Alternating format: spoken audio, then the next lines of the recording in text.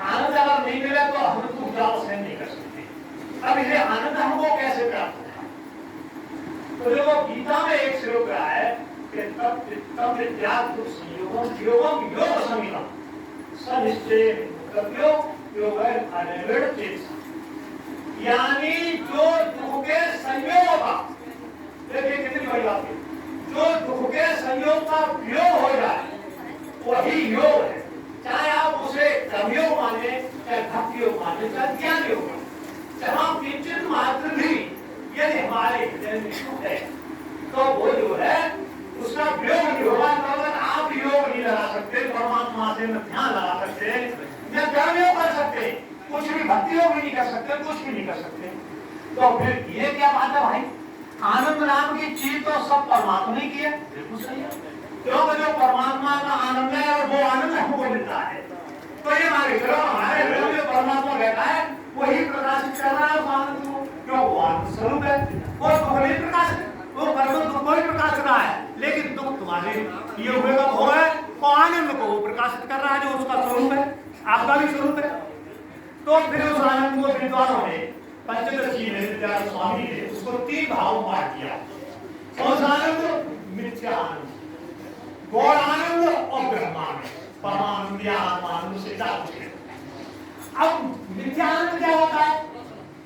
देखो अब जैसे हमारी माताएं इसमें जो भगवान के कीर्तन भजन कर रही थी, हम भी जो है भजन बोलते हैं, उसमें वास्तव में हम बोलने में आनंद नहीं लेते, लेकिन ये आनंद तो उसी परमात्मा का है, लेकिन ये ठहरने वाला आनंद नहीं है, इसलिए मिथ्या आनंद। हम लोगों का ठहरने वाला क्यों नहीं? हम लोग मन से बड़े जोर से गाते हैं तो, अरे तू जोर से मन से गाते हो, लेकिन अगर गाने वालों में यहाँ मुझसे अगर कोई कह दिया है कि तुम्हारे प्रिय के साथ ये घटना घट गई, तो यार वो सब सीमंत हो जाएगा, मुझे बस वही आएगा मेरे प्रिय के साथ। तो ये आनंद फिर क्या हुआ? ये मिथ्या आनंद है, क्यों? समय टिकने वाला नहीं। अब गौणानंद कौन सा है? पुत्र भार्या इत्यादि जो संबंधी निकट संबंधी होते हैं उनमें जो है गौण आनंद है। गौण आनंद कैसा है कि वो हर समय छुपा हुआ, गौण मतलब छुपा हुआ है, गौण का मतलब हर समय छुपा हुआ रहता है। वो आनंद आपका कहीं नहीं जाएगा। यदि आपका पुत्र आपको गाली देता है और उसको आकर के कोई अगर जूतों से मारेगा तो आपको गाली देता है, तो उससे ही मैंने आंखों से देखा, उसे पटकारेगा तो हमारी बाप बेटा की लड़ाई सत्य बात है भगवान। इसे कहते हैं गौण है। तो ये भी परमात्मा का ही, लेकिन क्यों बढ़ रहा है? ये प्रियता से आनंद बढ़ रहा है। वो प्रियता हमारी भजन में थी भगवान के प्रति, तो वो तो बढ़ गया उसमें भजन में। अब ये गौण आनंद आ रहा है, ये हमारे अंदर छुपा हुआ आनंद है, ये कभी दूर नहीं होता, चाहे हम भले दूर हो जाए, हम भले दूर हो जाए, ये कभी दूर नहीं होगा। तो ये आनंद जो है हर समय छुपा रहता होगा। ये भी आनंद आता जाता रहता है। जैसे हम किसी और को प्यार करने लगे, जैसे बेटा के बाद नाती को प्यार करने लगे तो नाती में वो आनंद धारा डिवाइड हो गया। इस तरह ये आनंद की चक्र चलता रहता है अपना में गौण आनंद का। अब एक है ब्रह्मानंद।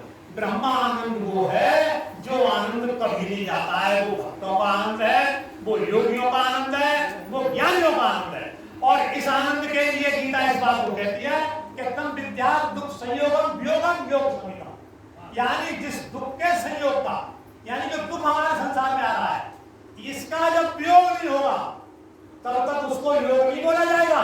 हम भले कह रहे कि हम परमात्मा भजन कर रहे, हम माला फेर रहे, हम क्या कर रहे, और हम पढ़ रहे, मतलब गीता रामायण और वेदों में खूब ठाक बोल रहे और सब कुछ बोल रहे, लेकिन ये दुख का जो दुख के आने वाला है उसका वियोग हो जाएगा। और वियोग कब होगा इसका?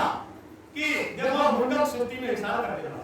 मुंडक स्मृति में ये कहा है कि परीक्ष लोकान कर्मचितान ब्रह्मणो निर्वेद माया या तो नास्ति कृता कृतेन तम विद्यार्थम गुरुमेवाद गच्छेत समित पाणिम सोत्रियम ब्रह्मनिष्ठम।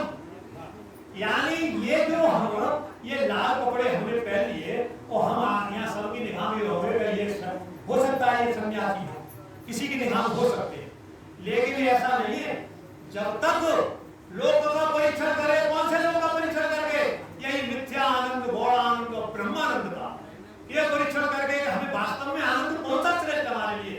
परमानंद श्रेष्ठ है। अगर भगवान का आनंद जिसको थोड़ा भी पकड़ गया उसको इस आनंद में रुचि नहीं हो। और अगर